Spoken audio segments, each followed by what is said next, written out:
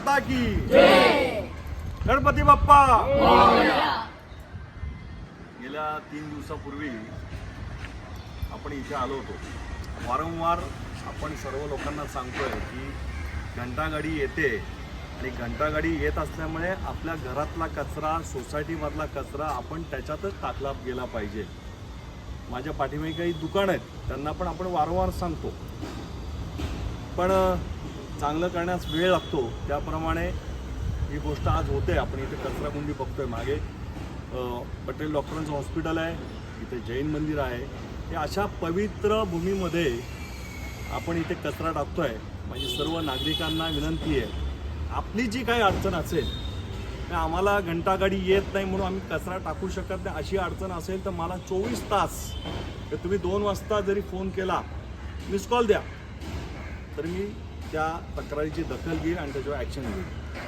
हा रस्ता तयार आपण केला।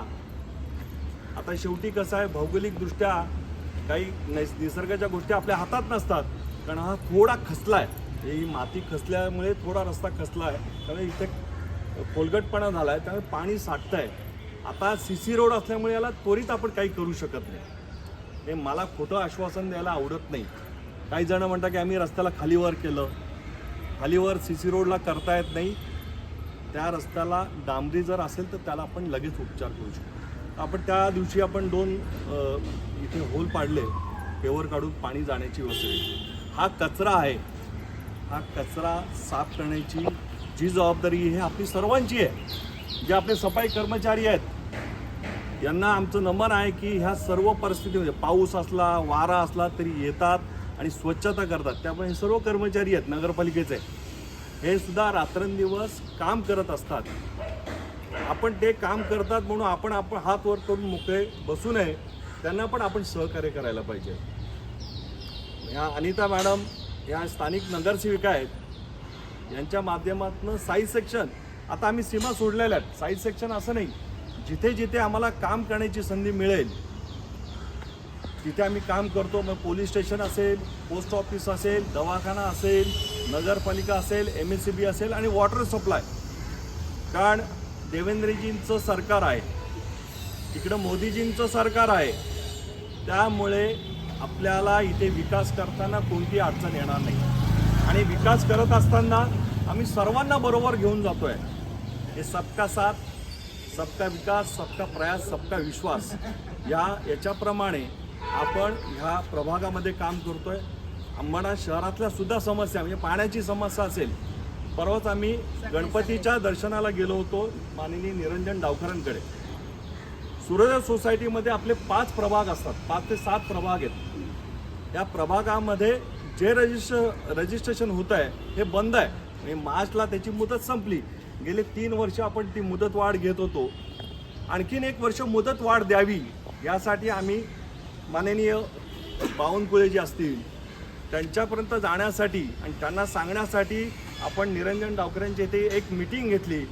त्याला गटनेते आपले जे विधान परिषदचे दरेकर साहेब होती, त्यांच्यावर मीटिंग घेतली।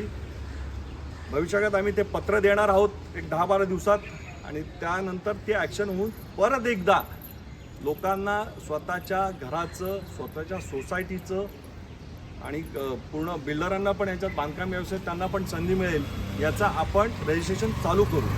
हे अनेक विषय असतील, हे नगरसेवक म्हटलं का फक्त गटर, मीटर, रस्ता असं मर्यादित न ठेवता की नगरसेवकांनी सर्व गुणसंपन्न चांगली कामं करायला पाहिजेत, या भावनेतनं आम्ही काम करत असतो।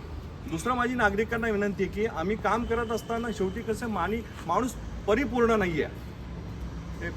परमेश्वर सोडला तर आपण परिपूर्ण नाही आहे, तरी काही चुकत असेल काम करत असताना त्यांनी ते सांगावं, कारण हे आमचे सर्व पालक आहेत आणि आम्ही इथे नगरसेवक म्हणजे फक्त सेवकाची भूमिका, भारतीय जनता पार्टीचा सर्व कार्यकर्ता हा सेवकाच्या भूमिकेमध्ये काम करत असतो, मालक नाही आहे। त्यामुळे ह्या सेवकाच्या भूमिकेत काम करतोय। आज आपण बघतोय इथे सुंदर असं कर्मचाऱ्यांच्या माध्यमातून आपण या कुंड्या ठेवलेल्या आहेत। माझी सर्व नागरिकांना याच्यातनं विनंती की या कुंड्यांचं रक्षण पण झालं पाहिजे।